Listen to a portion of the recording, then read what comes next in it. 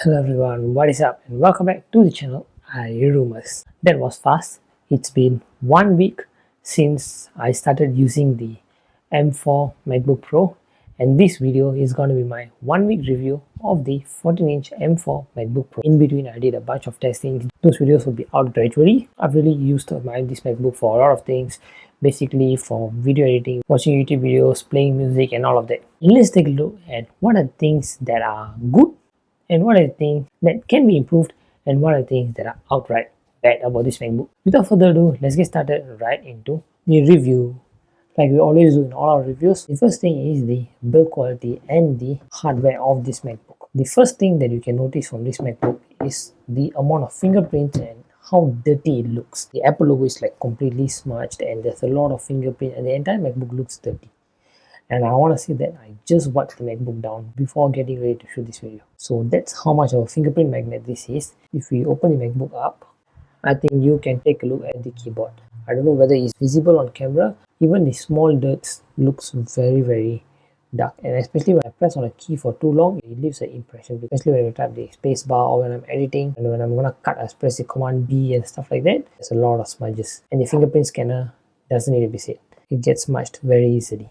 I definitely am not complaining about keeping my MacBook or keeping my electronics clean, but when it comes to this kind of colors, fingerprint magnets, it's so hard to keep them clean because I just wipe it down, and as you can see here, there's a lot of fingerprint. It's just very hard to maintain, especially when you're on a regular basis. You cannot be always wiping down your MacBook just because it looks dirty. Maybe I'm just saying all this because black is a color that I dislike. But like I said before, I don't like the color. This isn't the storage that I wanted, but the deal was too good, so I just forgot about everything. I just got this.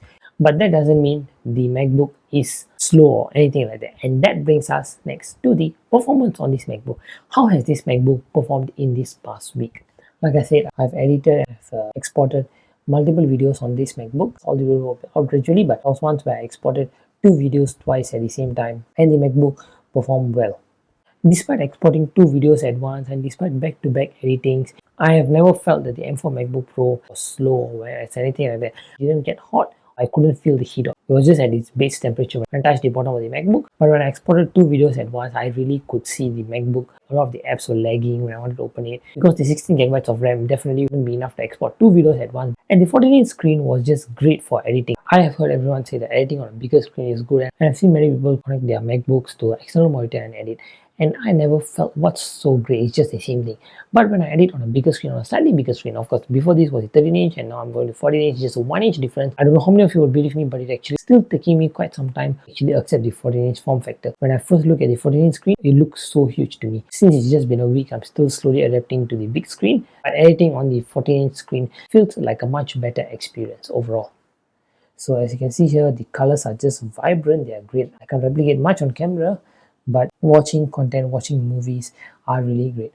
But the problem is not a lot of videos support it. This is just one of the very few videos that are supported in HDR. So we can't really make full use of this great display unless you're watching just Apple TV content or just content purely made for HDR. Combining this great display with these great speakers on this MacBook just makes watching content, watching videos a whole new experience, especially coming from an M1 MacBook. I feel like this is a very big improvement. If I'm coming from maybe a 14-inch M1 or the M1 Pro or the M1 Max, maybe I might not be feeling the difference. But coming to a whole new form factor from the M1 MacBook, which is the totally old form factor with the old camera and with the old touch bar, with the old display, coming to this feels like a very huge jump to me. I'm definitely not going to bore you guys with music again because I've already done that in my comparison. So let's just not waste time here because this is mainly about my experience in using this. And to do all this, power is a must. And this being a new MacBook, I don't think I need to tell you how the battery runs. Usually on new MacBooks, the battery life is phenomenal. This is my 5th year using a MacBook, so I know how MacBook batteries work. You will start off phenomenal and then you will just go on to be bad. So for now, I'm just gonna say that the MacBook battery is phenomenal because this is a brand new battery. Of course, it's gonna last long, but we're gonna see how it runs in the long run. M1 MacBook Pro started off as a good run, slowly started depleting. I think the real test is gonna be how many months can it last before I start feeling a dip in the battery health. So that's gonna be the long-term review, but I just want to put it out now because I don't want to make it look like I didn't talk about battery life. So yeah, no comments on battery life right now. But even though I'm not going to talk about the charging, I want to talk about the charging speed of this MacBook. This M4 MacBook Pro just charges much faster compared to the MacBook that charges on USB-C. It just charges at a really rapid speed. Why am I saying rapid speed instead of saying the numbers? That is because we are yet to do the testing on it. So once I know the numbers, then maybe we'll talk about it in my 1 month review. But this MacBook charges pretty damn fast. It's just really fast, so I don't have to really worry about waiting for this MacBook to charge up. It doesn't take very long, and that's a really good thing. When I first got this MacBook, I was thinking maybe I should get the higher voltage charger in order for me to achieve a higher charging speed, but I feel like now this is already a pretty damn fast charger. Would I be investing another $120 just to buy a charging brick to charge it slightly faster? That's a question for me to think about. But let's see how that goes. Onto my real world daily usage, putting everything apart, putting all the video editing, putting all the charging speed, all this high-tech stuff out. How is it on a regular basis? How do I feel using this MacBook on a regular basis? Other than the screen size and other than the speaker, what are the things that I find it different? The first thing that I find different is the overall build of this MacBook, because this MacBook is technically thicker than the other MacBooks. So when I put it in my backpack or somewhere, I could definitely feel that this MacBook is a lot thicker. And am I complaining about the thickness? Well, definitely not. And that is because this thickness is an advantage to this MacBook. It's a really solid built MacBook. I could definitely see it. When I opened the MacBook, I could definitely feel it on its hinges. Even when you start seeing it from the sides, I think you can definitely see that the screen is a lot more thicker compared to the other MacBooks. I mean, I'm just stating the obvious, but that is what helps this MacBook. Let's say I'm holding the screen, it's much more firm, and when I want to close it, this screen definitely has a much better thickness. I could definitely feel it, because usually when I put a pressure on my screen like this on my M1 MacBook Pro, the screen will start showing pixels. But on this, it's really a sturdy MacBook, a sturdy screen. I think I already talked a lot about how I love the selection of ports on this MacBook. Yeah, I won't talk about it again in my reviews, but the ports, I really love them. Having this selection of ports on a modern MacBook has been a dream for many. For all those M1 Max or M1 Pro users, you all might be laughing in the corner that this has been there for very long.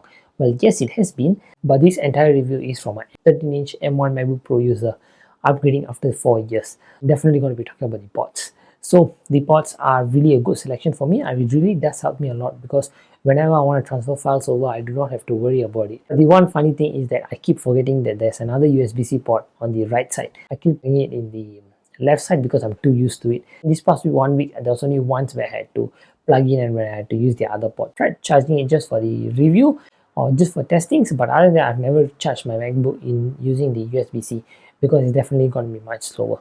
I've been talking a lot of charging speed. I will definitely be doing a charging comparison. Well, yeah, I'm planning on it, but let's see how that goes. So that's actually been it for my 1 week review of the M4 MacBook Pro. Yep, I've talked a lot of positives of this MacBook. If you ask me, are there any negatives? Well, to be honest, like I've always been on my reviews, I have not seen any flaws with this MacBook so far. It might be due to biasness, because all my reviews are real world usages. I have not seen any major flaws on this MacBook or anything. That might be pure biasness, because I'm upgrading after a long time, so it might be a pure biasness. So I just want to take some time and I just want to work this MacBook out, really see how it really goes before actually saying the flaws. Like always, this 1 week review is just a shallow review. We'll be getting into in-depth onto this MacBook, the 1 month review. So let me just take some time. Let me just use this MacBook for some more time before maybe I come back to you with much more knowledge about this MacBook. So till then, stay tuned, get subscribed, turn on notifications so you get notified whenever I post these testings and all of that. And you can be the first one to watch it. So, well, it's free, so why not? I mean, you can show some support to me as well, and you can learn something new about tech as well. So I guess it's a win-win situation, but definitely up to you with that. Thank you so much for watching, and I'll catch all of you in the next one. Bye-bye.